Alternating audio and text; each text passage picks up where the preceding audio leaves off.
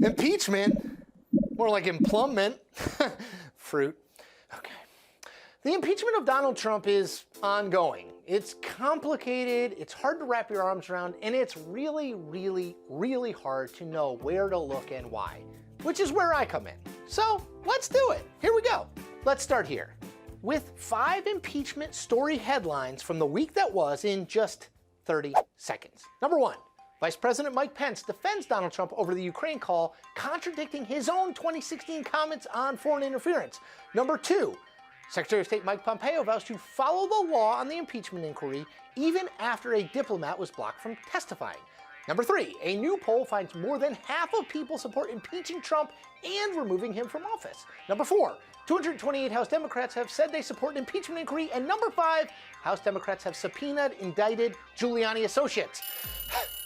This week, my guest is Sam Vinograd. Sam is a CNN national security analyst. She's also a former senior advisor to the National Security Advisor at the White House during the Obama years. And before that, she worked at the Treasury Department under the Bush administration, where she was deployed to Iraq. She has a much more impressive resume than me. Hi, Sam. Hello. Okay, I want to talk specifically about this Ukraine transcript or rough memo, whatever you want to call it, that is at the center of this controversy. The White House released it.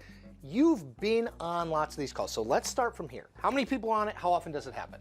Well, let's start with why the president decides to do one of these calls. Yes. I mean, normally what happens is the National Security Advisor, who's not Rudy Giuliani, by the way, but the National Security Advisor says, Mr. President, this is the reason why you should talk to name your foreign leader. In the case of Ukraine, you could imagine that Secretary of State Pompeo, who has a lot of influence, could have said, Mr. President, you should talk to Ukraine because they're at a critical moment in their discussions with Russia over peace, for example. So there's a recommendation from the policy team about making a foreign leader a call.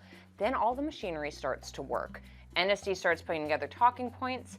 And then once a call is actually ready to go, the president can actually do the call from anywhere. I was on Air Force One when President Obama spoke with European leaders. He can do a call from the Oval Office, or like in the Ukraine call case, he can do it from the residence.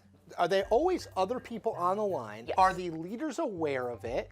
And how many people roughly are we talking? There is always someone else on the line. So that person always is someone in the Situation Room. The Situation Room is a room. I spent a lot of time in there. Not Wolf Blitzer's situation. Not the Wolf Blitzer Situation Important Room. clarification. The actual. The actual Situation Room has these rooms where you have these like super classified meetings, but then there's 20 or so staff, maybe a little bit more, that are typically intel analysts that do things like connect presidential calls and monitor them and get various other communications incoming to the White House. So the sit room, as we call it, connects the president's call. So that person that just connects a call is definitely on the phone. The director of the Situation Room is normally on the phone. And then there are 2 to 3 people, again, Situation Room staff. Their only job is to take notes during the call. They're doing it in real time. If the president sneezes, I've seen transcripts where they write sneeze. In addition to sit room staff, Chris, there's normally what we call the policy people on. So the National Security Council has something called a senior director for Europe. In the case of Ukraine, that person who's the lead expert on European affairs would be on the call, along with the subject matter expert for Ukraine. So the call happens. Is it protocol that these people who are taking notes in real time, that a document of some form is produced, number 1, and then number 2, how broadly typically would it be circulated? Okay, so I'll take your first question first. Is there some kind of document after a call? Yes, it is literally the law that there is some kind of document after a presidential call or a presidential engagement of any kind, the Presidential Records Act, the PRA, which means that everything the president does is actually the property of the people. And I'm summarizing a bit, but the point is he has to document everything that takes place. So after a call like this, these notes that the sit room takes are shared with the other people on the call just to make any edits for accuracy, not to get rid of anything.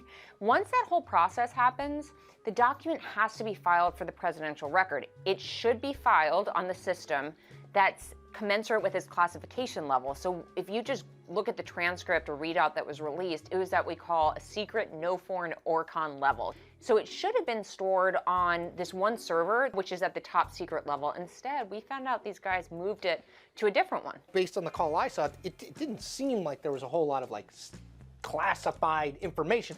How odd is it that that got moved from that server? Well, there literally wasn't overly classified information. Again, it was at a secret level, which frankly is a pretty low-level classification. Which is interesting, because when I heard you say secret, I thought, man, like, I'm surprised because that seems like kind of higher. Interestingly, though, and this is an interesting point, under an executive order, which has a force of law, you can't classify something to cover up embarrassment or potential violation of law. So even though the president, from my reading, engaged in a potentially illegal act, soliciting foreign campaign interference and established a quid pro quo, you can't like classify it as the most classified document in the world because you don't want anyone to see it. Just to protect it. That's is literally abusing the executive order. How unusual is this call with Volodymyr Zelensky and everything that surrounds it compared to what you knew of in your time in the White House?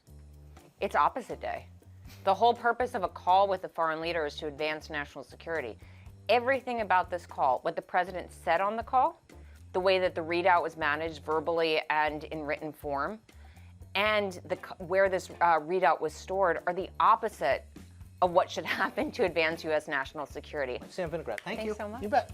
And that is the very interesting point. Check back every weekend for everything you need to know and then some about the impeachment battle. You see these people in California, the governor of California, come on in, everybody. Then you wonder why people are flooding our borders.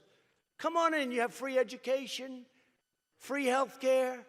Everybody gets a Rolls Royce. Come on in. Come on in. You know, to show you how corrupt CNN is, when I used that expression, they said, the president wasn't telling the truth. He said they get a Rolls Royce, and they don't. They don't get it, do they? They never got it. Some idiot at CNN said, you can't win without CNN. I guess we showed them. I guess we showed them.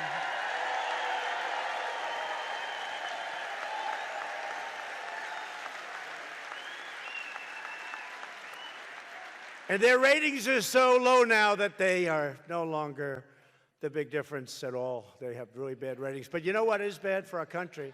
When CNN, so often I go to a foreign country. I go to a country, I meet leaders, and he said, why do they hate your country so much? I said, who? You know, CNN outside of the United States is much more important than it is in the United States. And a lot of what you see here is broadcast throughout the world. And we used to have Radio Free Europe, like I think Radio Free Europe and Voice of America. And we did that to build up our country. And that's not working out too well. But CNN is a voice that really seems to be the voice out there. And it's a terrible thing for our country. And we ought to start our own network and put some real news out there because they are so bad. They are so bad for our country.